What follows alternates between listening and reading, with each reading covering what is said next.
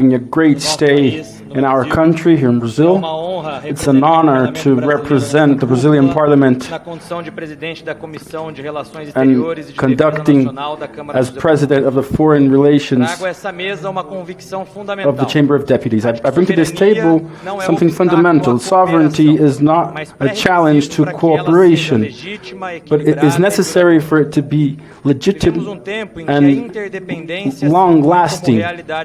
Independence is a global reality nowadays, but we're also living a moment where all countries need to preserve and defend its own paths without interference, and with its own autonomy. For us in Brazil, sovereignty means more than integrity in our borders. It's about educating, financing, and protecting our own necessities and priorities. Sovereignty is also a way that we can formulate public policies that help our population. On BRICS, we give a space of collective contribution of diverse models and different paths of development. This pluralism for us is not a challenge, but it's a value that we need to preserve. We believe that strategic alliances are even stronger when they're not uniform, but when they value the singularity of each nation. Brazil wants to be an active partner, but with a clear identity and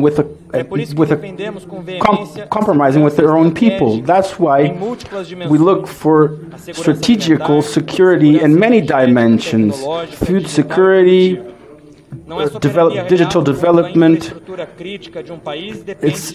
It's not sovereignty when the decision is dependent on external decisions. Our chains of information are vulnerable to geopolitical pressures. Strategical security for us is guaranteeing that Brazil can grow with stability. It needs attention we need to guarantee that our institutions work and that our people have freedom of speech and that our economy is at service to our internal development. That's why we believe that the freedom of speech is not an internal issue. It's something that is fundamental to talk between nations. Defend the freedom of speech is defend the right to debate and choose your own path with maturity and responsibility. The Brazilian Parliament has been surveillant in this way, and we reaffirm how we compromise and to our Constitution and we want you to understand this spirit, and defending the sovereignty is not about rejecting alliances. It's about qualifying these alliances based on mutual trust, on a joint construction to development. Our country has a lot of dialogue, but it also has the responsibility to guarantee that this dialogue increases its capacity of decision-making. We're open to the cooperation that respects this premise. We count with BRICS to offer a space of sovereignty and partnership where all countries walk one alongside the other. We believe on the construction of a world that is multipolar, but not only in a geopolitical way. We want a world where multiple decisions and stories can coexist with dignity, each one with their voice, with their force, and their project. This, for us, is the basis for peace, the peace that is born from the balance between liberty and respect. Thank you so much. I would like to pass the floor at this moment. I want to pass the floor to Mr. Gregório Karasin, President of the Council of Foreign Relations for the delegation of Russia, for the time of 5 minutes.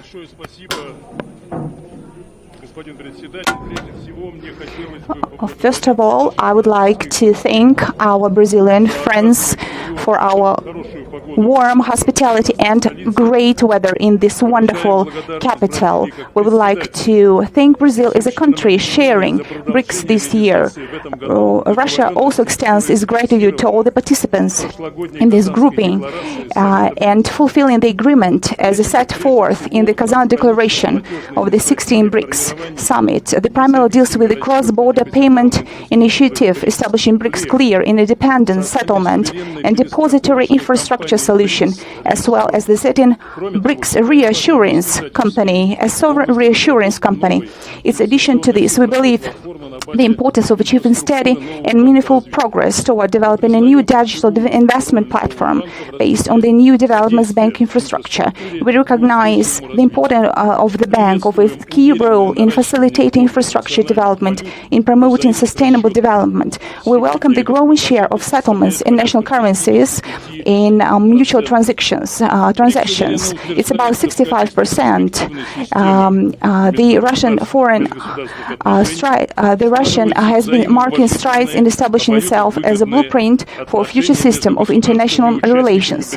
Its participating countries and dozens of countries across the global south and east that have been forging mutually respectful, mutually beneficial and trust-based ties. It's obvious that the BRICS is a constructor, multilateral partnership that consists of different religions. It's a pillar of multilateral world on the international arena. We are essential. We are unwavering in its commitment to reform the international financial architecture and the Bretton Woods institutions. It's unacceptable that the fact that a group of 7 continues to define the way of international financial institutions and operate within its countries accounts for less than a third of the global GDP. BRICS countries have yet to acquire this level of influence in the financial world, even though their aggregate GDP is around 41%. And while 3 countries within our group are among the world's top 5 economies, it's essential that monetary political biases stop defining the way the Bretton Woods institutions operate.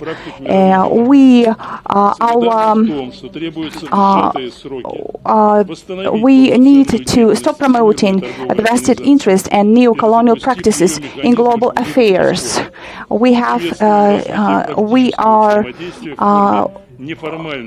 informal the mechanism in this that our organizations have to work together in order to avoid discriminatory measures in order not to adopt the neo-colonial standards.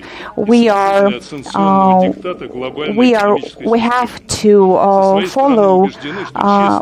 We believe that BRICS countries understand that unilateral restrictions pursue a political agenda and have a negative impact on global trade.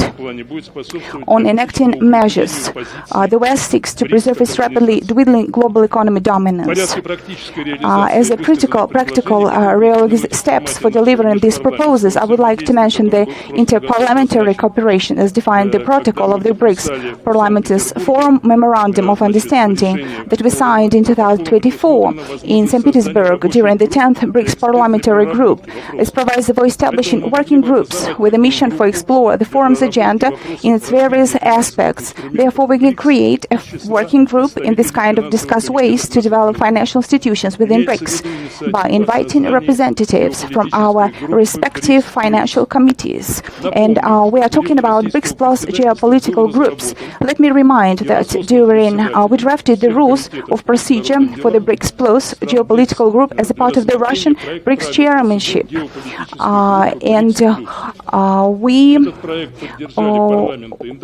The parliaments of Indonesia, Ethiopia, Iran, China, South Africa, and the United Arab Emirates have supported this draft. Russia views the initiatives to establish BRICS Plus geopolitical group as the essential mechanism for promoting constructive cooperation and coordinating efforts by members of parliament on the international agenda.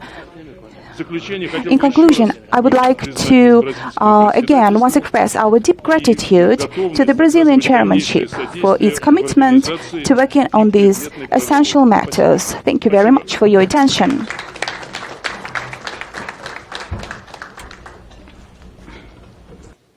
Muito obrigado, senador.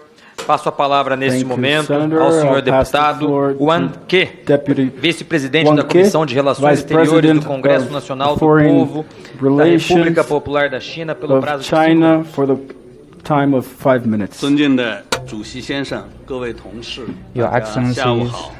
dear 近 colleagues, 年 good 来， afternoon. 金 In 砖 recent 财 years, 经领域的合作 the BRICS 积极势头。 cooperation in the financial areas has maintained positive momentum.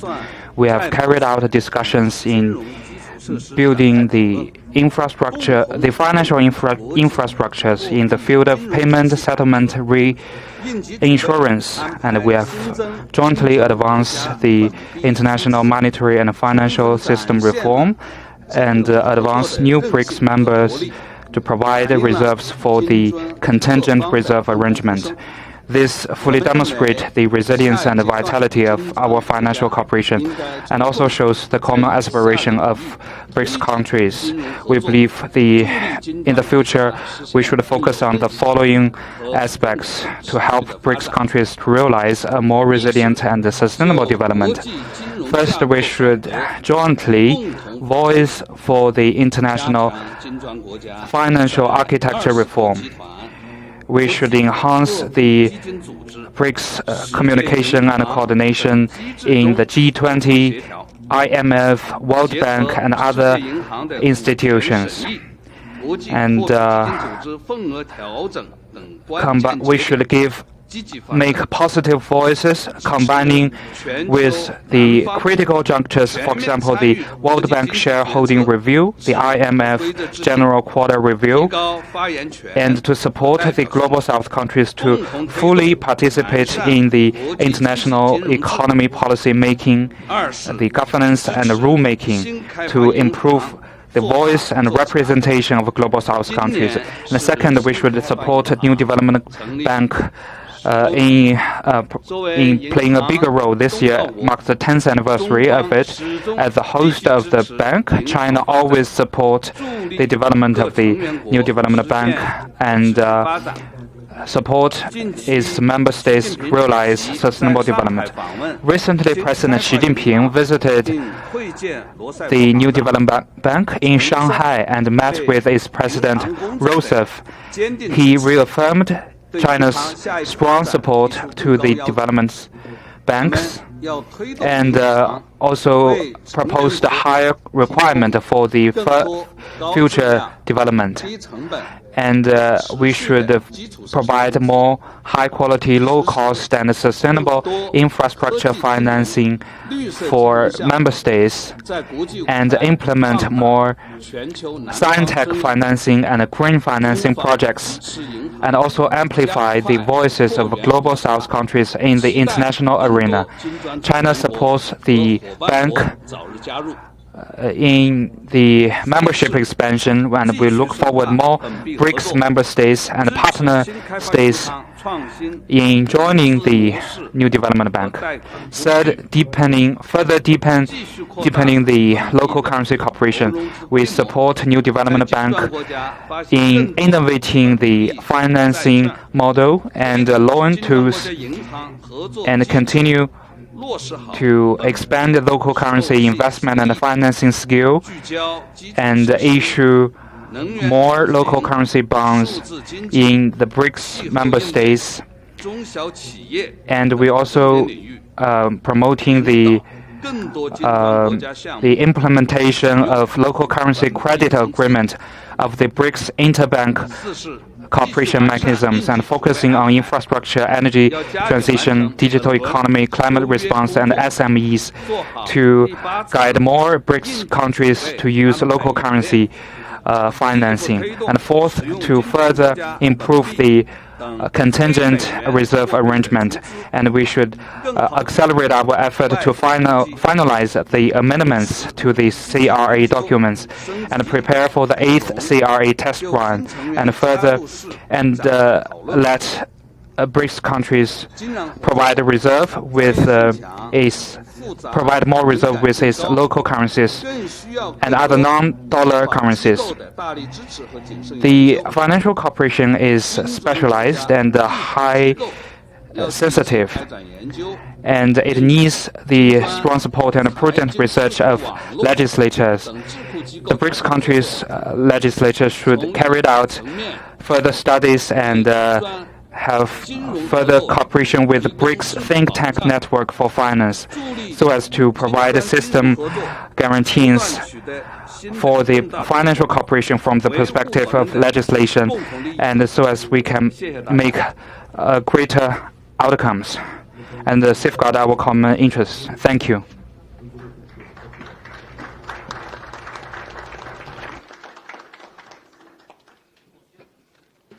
Concedo a palavra ao senhor senador. Now I would like to give the floor to our Senator Surendra Sinaga, member of the Republican Senate in India. Honorable Chairperson, distinguished delegates, thank you very much for giving me the opportunity to share my views on financial instruments for the more resilient and sustainable BRICS. We can see that there is a shift of economic landscape today. The fact remains that the BRICS group accounts for 49% of the world population and around 40% of the global GDP. As a result, BRICS transforming from a group of potential into a leadership force on the world stage.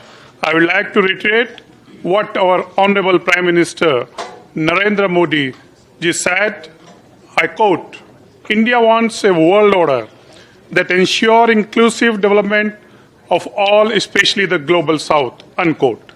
India attaches importance to its engagement with BRICS, which has emerged as a valuable forum for consultation, cooperation, and has helped to promote mutual understanding.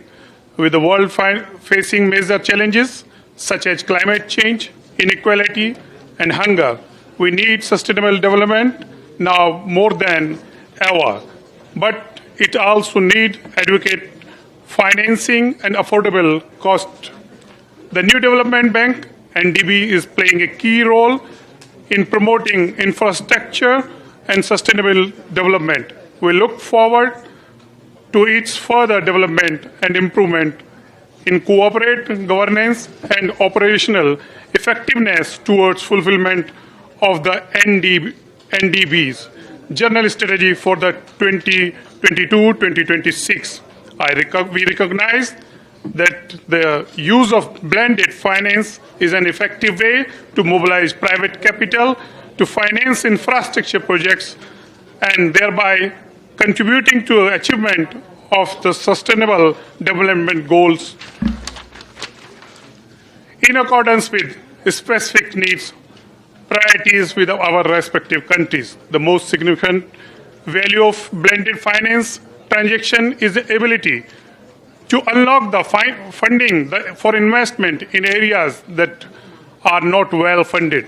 Blended finance also helps in achieving social goals as it reduces dependency on the government debt and the sovereign guarantees, builds a pipeline of commercially viable social impact projects, and reduce the risk premium through co-financing and co-investment. Financing solutions would be require blending with the focus on the key areas to address developmental needs and improving the efficiency and the impact of existing grant programs. This can ultimately lead to robust, sustainable and inclusive development. I am confident that our deliberations here today would be effective in addressing this very important issue. Thank you.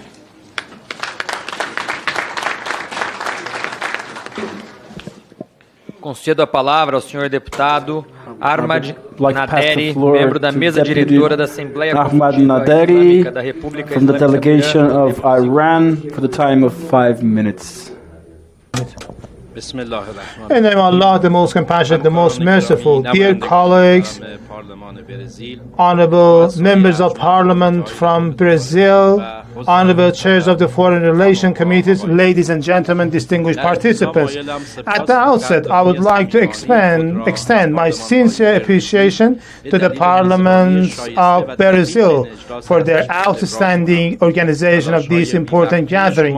Your tireless efforts in hosting this event reflects Brazil's profound commitment to strengthening cooperation within BRICS, but also at the same time, this is a unique opportunity in order to hold consultations and exchange constructive views among the member states. Honorable colleagues, a resilient economy is one which possesses the capacity to withstand and swiftly recover from external shocks such as financial crisis, sanctions, or extreme commodity price fluctuations. A sustainable economy, meanwhile, is one that pursues balanced long-term growth while preserving natural human resources, safeguard the interests of future generations. In a world undergoing rapid economic transformation, diversifying payment mechanism is not just desirable but a strategic necessity. Expanding the use of national currencies in trade and adopting innovative settlement methods are crucial steps towards reducing dependence on financial systems dominated by the West. Such diversification can liberate us from imposed constraints and enhance our economic resilience. In this regard, parliaments have a pivotal role. By enacting supportive legislation, they can greatly facilitate these transitions. Institutions like IMF and the World Bank have at times evolved into instruments of pressure against developing nations. By establishing independent financial institutions, BRICS countries can craft financial policies aligned with their collective and national interests. NDB, as the financial arm of BRICS, plays a central role in financing infrastructure projects, from roads and ports to power plants and advanced communication networks. Strengthening the bank's capacity to invest in such infrastructure will not only reduce reliance on external financial sources but also enhance the economic sovereignty of member states. Here again, parliaments can accelerate these processes through effective oversight of resource allocation and by passing enabling legislation and incentive frameworks. Among the most effective tools for bolstering economic resilience is the establishment of a joint investment fund among BRICS nations. This fund would pool the financial resources of member countries, serving as a financial shield during crisis, providing liquidity support to members facing currency devaluation or liquidity shortages. Furthermore, the fund could invest in long-term development projects. Establishing a secure and multi-layer financial safety net is equally essential. This network would shield our economies from global volatility and enable mutual support. Parliaments can serve as key enablers by passing the necessary legislation to underpin such frameworks. The Islamic Republic of Iran, with its unique geostrategic position, is well placed to serve as a bridge between BRICS and the West Asian region. Utilizing natural currencies in trade with BRICS partners can liberate us from the constraints imposed by the dominance of Western countries. A more resilient and sustainable economy also demands the diversification of corporate financing sources, reduced reliance on foreign debt, and enhanced transparency in financial markets. These steps will attract both domestic and foreign investment while improving the efficiency and productivity of financial markets. investing in fintech, including digital payment platforms and intelligent banking systems, can significantly improve access to financial services and increase the competitiveness of financial systems. Such technologies lower transaction costs and accelerate financial operations. Natural implementation of these financial instruments will not be without challenges. Differences in financial systems, levels of economic developments, and political priorities among BRICS nations can pose obstacles. To overcome these challenges, I propose the following. One, establishment of a joint financial committee to coordinate and oversee the implementation of proposed solutions. Two, investment in training for economic stakeholders and policymakers to ensure effective utilization of these financial instruments. Three, creation of transparent mechanisms to build trust among investors and citizens. In conclusions, I would like to underscore that the economic future of BRICS depends on our collective innovation, synergy, and determination. The proposals presented today can serve as a roadmap toward building a more resilient and sustainable economic framework. Not only they help us against global problems, but at the same time they play a critical role for the future of the economy. Through trust, we can pave the path and turn BRICS into resilient, modern. I wish all of you great success and look forward to continuing cooperation in pursuit of our shared goals. Thank you for your attention.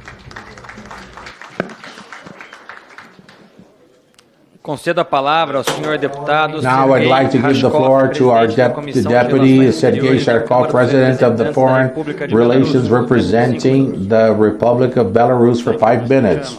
Muito obrigado, senhor presidente. Dear colleagues, Belarus considers that in the context of global economic turbulence and growing risks of fragmentation of the international financial system, the BRICS countries demonstrate historic determination to create independent mechanisms of economic interaction.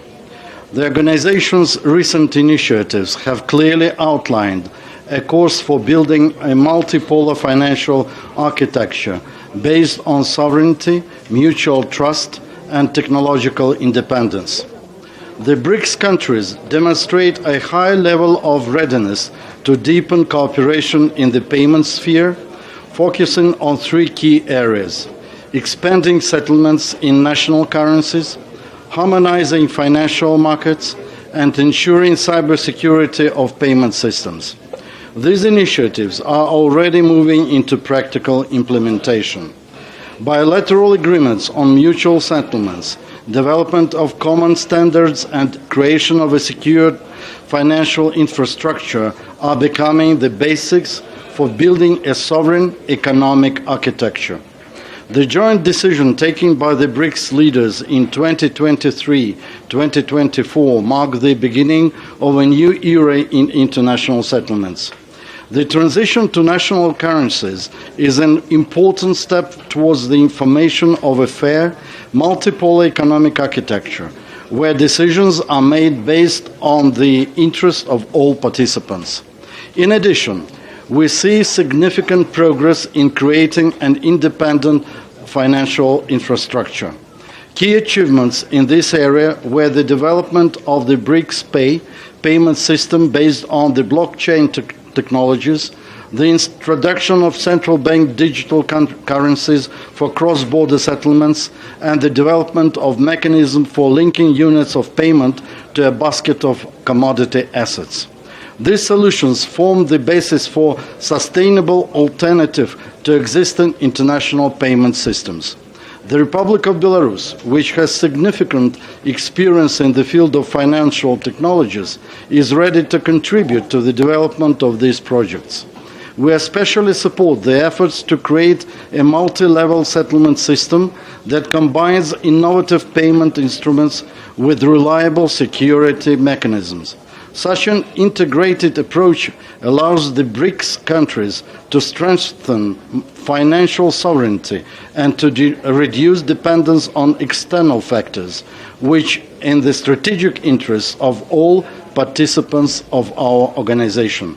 The most important element of the emergent BRICS financial architecture is the new development bank, an international financial institution that has already proven its effectiveness as a tool for implementing large-scale infrastructure projects, technological modernization programs, and the transition to green energy. I would like to especially note the fundamentally important approach of the bank to lending in the national currencies of borrowing countries.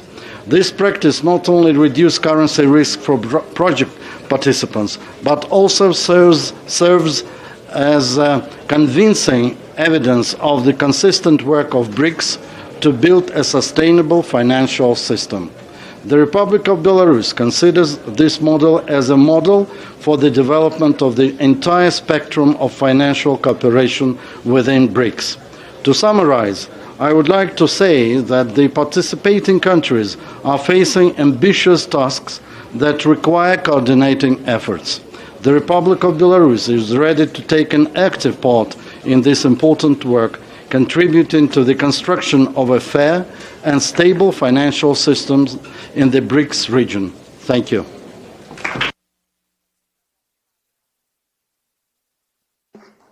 Concedo a palavra ao senhor senador Félix Pass the floor to the Senator Felix Arpiapi, President of the International Policies of the State of Bolivia.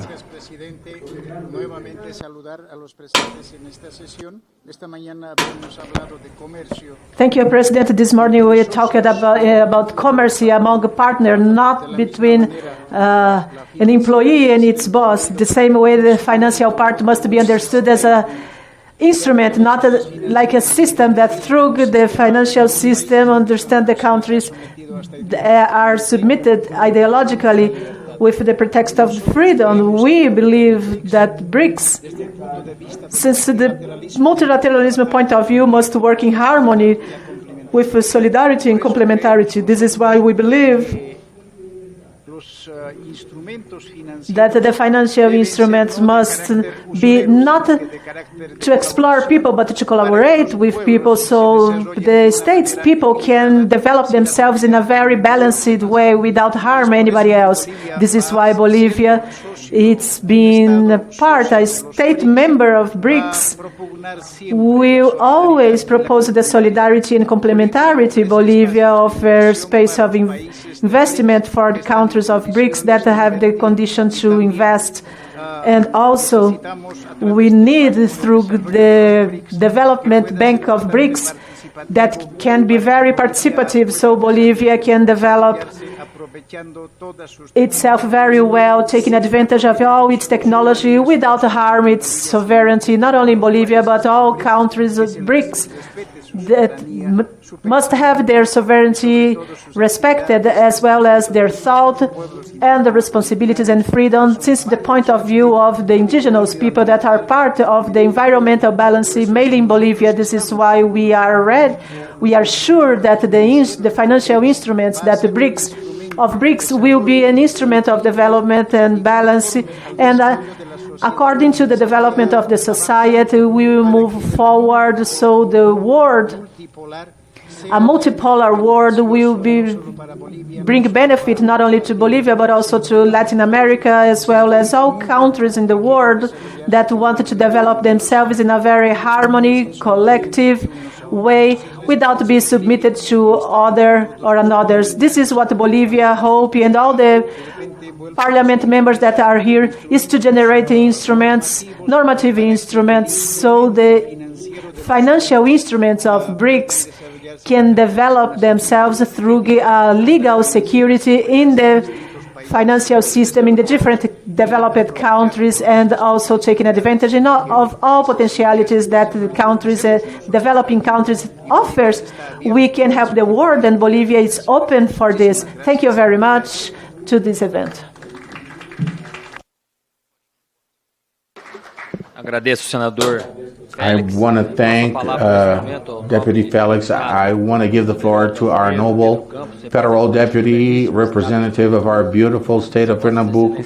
If your excellencies don't know, haven't been there yet, make sure you visit the state. Good afternoon, everyone, ladies and gentlemen. I want to salute my colleagues, President of the International Relations, Senator Nelson Trali, and I want to welcome all the delegations present here today, deputies and parliamentarians for this important forum of discussion, and parliamentarians that are member of the BRICS. I believe that over a decade has passed after the institution of BRICS. We've seen an important outcome of this political decision made by these countries of expanding mutual dialogue, understanding that we really form a group of countries with a wide diversity, but we share common challenges such as dealing with outskirting countries around the world in multilateral discussions, and also the challenge of being countries that we are in the vanguard of technological development and in the vanguard of important discussions, while we still face challenges that many countries have already left behind in the past century of infrastructure in health service and education realm. So all of these challenges make the dialogue and the strengthening of the relations between these countries even more important. Today represent over 40% of the world's GDP. So from the institution of the BRICS, led by the economic growth of China, we have seen the international trade of member states and many other states, the percentage of international market grow over the past 10 years, and making it easier for our citizens that we don't need to depend so much upon the trade of the G7, United States, or European Union.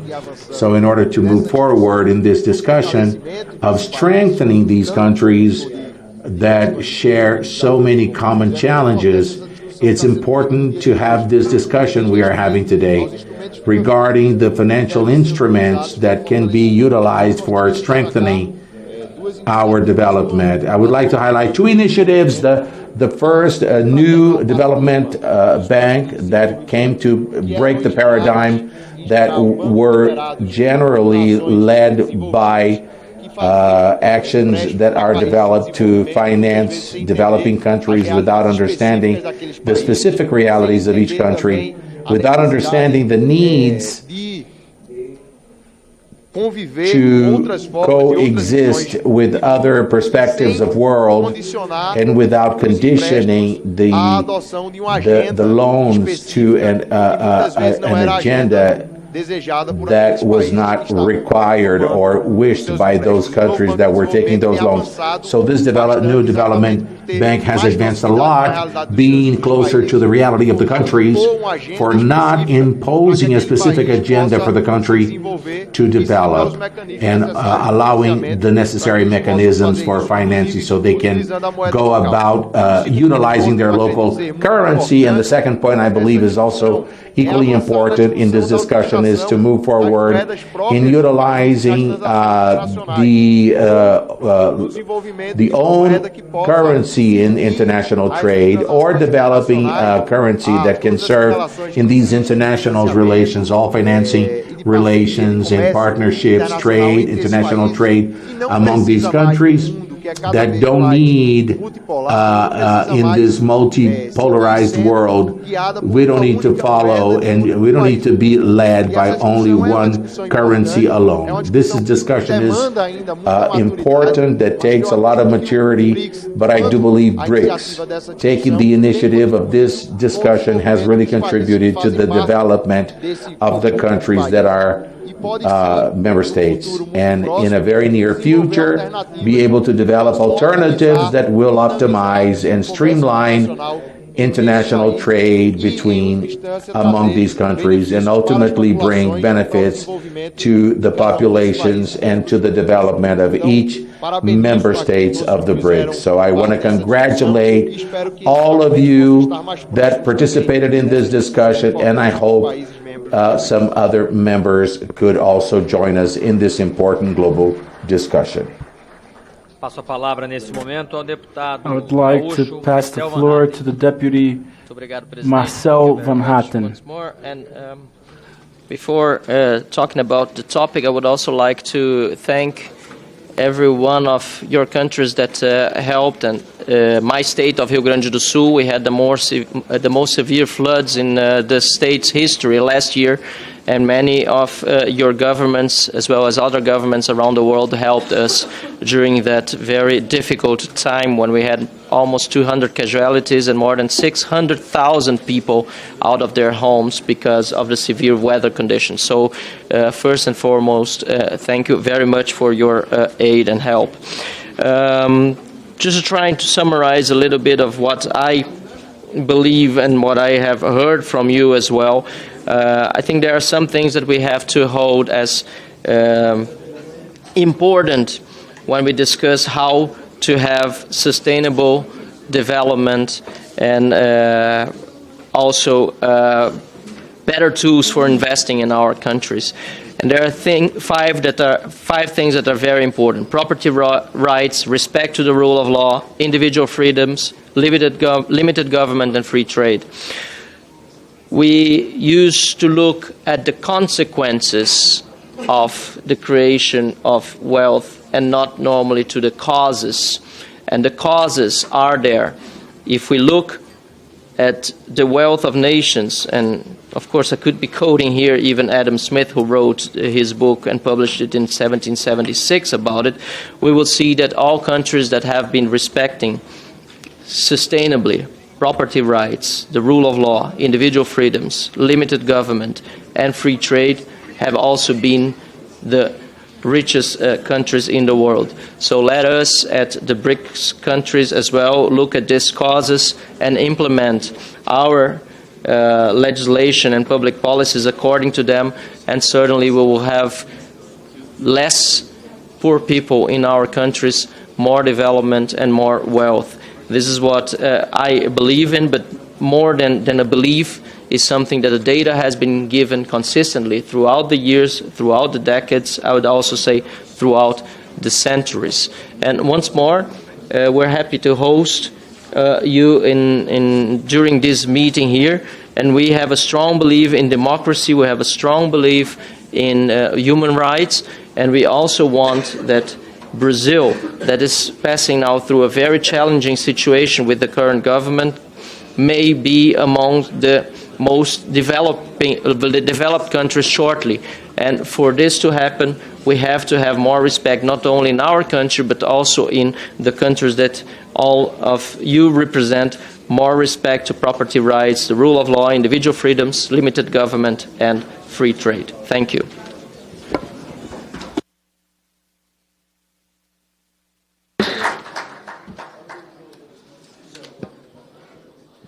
I would like to thank all of you for your rich contribution along this working day. We will be able to take into our parliament and all committees we preside valuable information that will enrich our parliamentary action. We have a few minutes to conclude with the summary of our works that will be ready.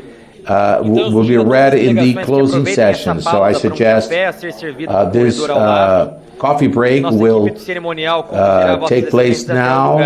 Our master's ceremony will guide you. We will come back at exactly 4 p.m. So I declare the session closed.